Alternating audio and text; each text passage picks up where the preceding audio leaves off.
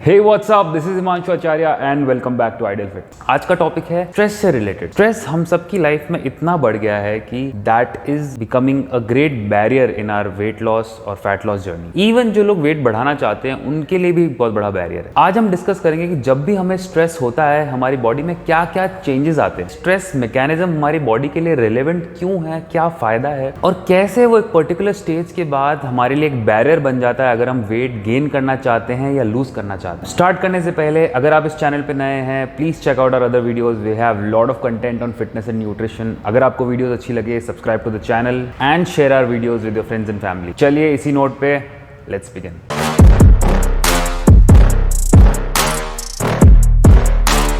सबसे पहले बात करते हैं कि जब भी हमें स्ट्रेस होता है हमारी बॉडी में क्या क्या चेंजेस आते हैं। नाउ स्ट्रेस मैकेनिज्म हमारी बॉडी में दे क्यों रखा है? जब भी कोई ऐसी सिचुएशन आए जहां पे हमको बहुत प्रॉम्प्टली रिएक्ट करना है, जहां से हमको अगर बचना है, निकलना है, तो हमें बहुत एनर्जी की जरूरत है, स्पीड की जरूरत है and we need to be quick. Throughout time stress होने के रीजंस बहुत बदल गए। जैसे मान लीजिए कि जब हम फॉरेजर्स थे या जब हम हंटिंग करते थे, हंटर्स एंड गैदरर्स थे, तब स्ट्रेस क्या होता था? मान कि भाई कोई वुल्फ पैक पीछे पड़ गया, कोई जानवर ने शिकार कर दिया, समथिंग लाइक दैट। खाना नहीं मिल रहा है, बहुत दिन हो गए, सो स्ट्रेस आ रहा है। इवेंचुअली स्ट्रेस वाली चीज़ें चेंज होने लगी जब हम रहने लगे एक कम्युनिटी में। तब मान लीजिए कि कोई दूसरी कम्युनिटी अटैक किया है, कोई लूटपाट हो गई है, समथिंग। अब स्ट्रेस के रीजंस चेंज हो चुके हैं। Office deadlines, social anxiety, socio economic status in our society, anything, breakups. तो स्ट्रेस के रीजन सब चेंज हो गए। Now there are two types of stress जिस बारे में मैं पूरी वीडियो में बात करूंगा, वो समझना पहले जरूरी है। There is acute stress and there is chronic stress. Acute stress is short term stress, chronic stress is long term stress. Acute stress क्या हो गया? मान लीजिए आपके पीछे कुत्ता पड़ गया, आप भागे और आपने खुद को बचा लिया, तो वो जो 10-15 सेकंड्स का, 20 सेकंड्स का, 1 मिनट का पीरियड था ना, दैट इज अक्यूट स्ट्रेस। आप एक स्ट्रेसफुल सिचुएशन में आए, आपकी बॉडी ने रिएक्ट किया, आपने रन किया, आप वहां से निकले, बच गए, आप नॉर्मल कंडीशन में आ गए, that is acute stress. Chronic stresses जो लंबे समय तक चलता है। मान लीजिए आपका ब्रेकअप हुआ है, मान लीजिए कि आपको जॉब से निकाल दिया गया, सो यार स्ट्रेस कि अब पैसा कहाँ से आएगा या बंदी कहाँ से आएगी। So now you are in stress for a longer period of time, जब तक कि आपको कोई और सोर्स ऑफ अर्निंग नहीं है या जब तक कि आप, so these are chronic stress. और अब पहले क्या होता था कि अक्यूट स्ट्रेस ही होता था, स्ट्रेस हुआ, आप बच गए, नॉर्मल हो गए। अब हमारी लाइफ में क्रॉनिक स्ट्रेस बहुत होता है due two of course social reasons, और ये क्रॉनिक स्ट्रेस ही प्रॉब्लम है। कैसे, ये अभी हम जानेंगे। तो हमारी बॉडी में जब भी हमको स्ट्रेस होता है, मान लीजिए let's take a very basic example, आपके पीछे कुत्ता पड़ गया। नाउ जब आपके पीछे कुत्ता पड़ा है तो आपकी बॉडी को भागना है, आपकी बॉडी को एनर्जी चाहिए, आपकी बॉडी को उस टाइम पे ब्लड फ्लो तेज चाहिए मसल्स में, आपकी बॉडी को हार्ट रेट तेज चाहिए।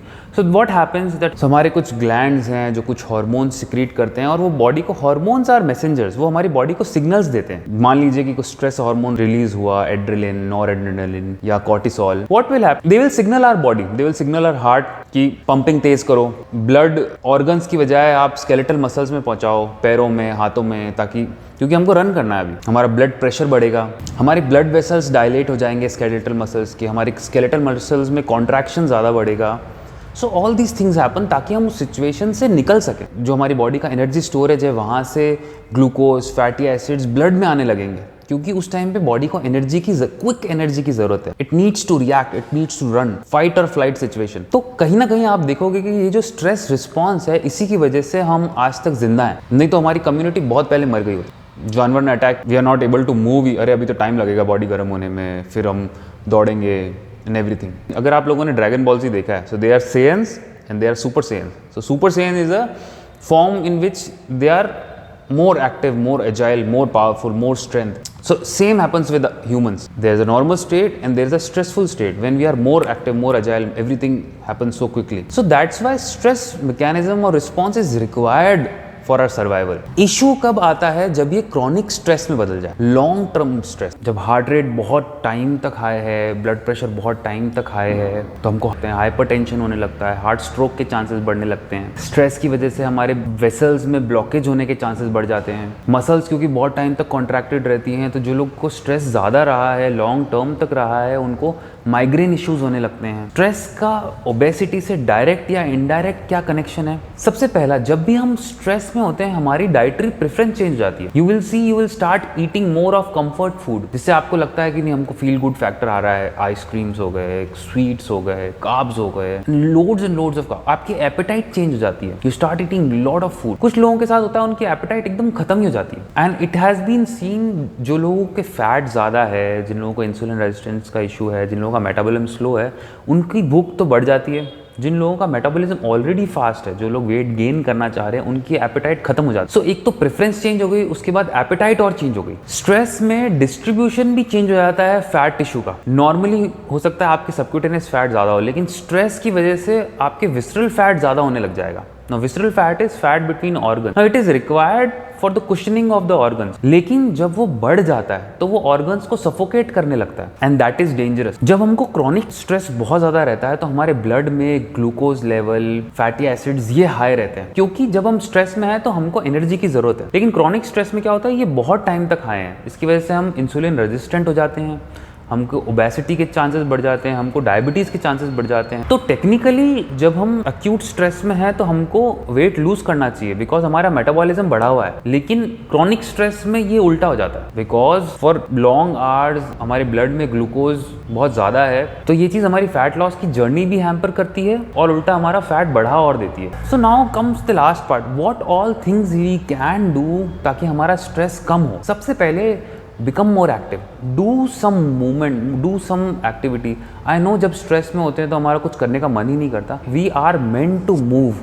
जब तक हम कोई मूवमेंट नहीं करेंगे, हम एक्टिविटी नहीं करेंगे, do some cardio, do some weighting, even go for a walk, do something, go out. जब भी हम कुछ एक्सरसाइज करते हैं, मूवमेंट करते हैं, हमारी बॉडी हैप्पी हार्मोन्स रिलीज करती है। That helps us to relieve our stress. Do yoga, sit with yourself, do some meditation, learn meditation. अगर आपको नहीं आता आप सीखिए। These things helps a lot. Increase your sleeping hours. Do things जिससे आपको जल्दी नींद आ जाए, जैसे स्क्रीन टाइम बंद कर दीजिए, start reading something, start listening to good things before sleeping at night. Don't watch any violent episodes or violent series, movies or something. So sleep, hydration levels, activity, good food, have protein, have fats. जो आपको comfort food लगता है वो actually आपको end में जाके बहुत discomfort देने वाला है। And now I'm going to say something जो कि I think आज तक बहुत लोगों ने discuss नहीं किया है, that is weight training. Weight training जब हम करते हैं and eventually when we learn to use how to control our adrenaline, how to use our adrenaline in lifting more weight, तो जब हम consciously हमारे hormones, stress hormones को use करना सीखते हैं ना,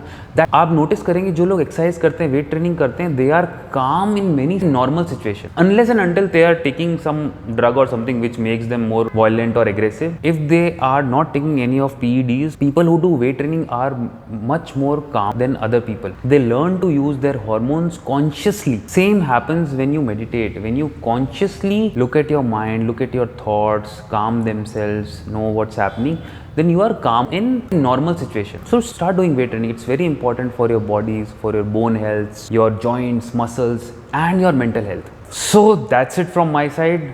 I hope इस वीडियो से आपको कुछ हेल्प मिली हो। अगर आपको ये वीडियो अच्छी लगी please share it with your friends and family जिनको आपको लगता है इस वीडियो की ज़रूरत है, जो कि स्ट्रेस में हैं। अगर आपको कोई सवाल है please comment down below, I will make sure I will answer every question of yours. Next week मिलेंगे नेक्स्ट वीडियो के साथ। Till then keep learning, keep growing and help me reach 1000 subscribers. Guys subscribe to the channel. नमस्ते। Please tell me that I can't, that I won't, that I fail, that I'll never make it out, yeah. Please tell me all the bad, never good.